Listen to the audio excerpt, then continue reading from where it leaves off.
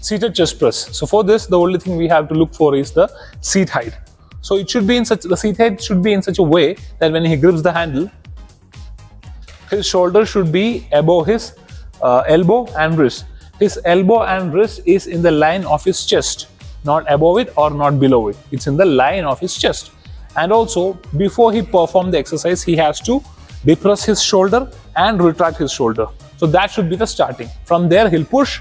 As you can see, he's pushing all the way ahead, and he'll bring back almost to the line of his chest, and then he push it back again. So as you can see from the side, his elbow and wrist is below his shoulder line, and both his elbow and wrist is in the line of his chest.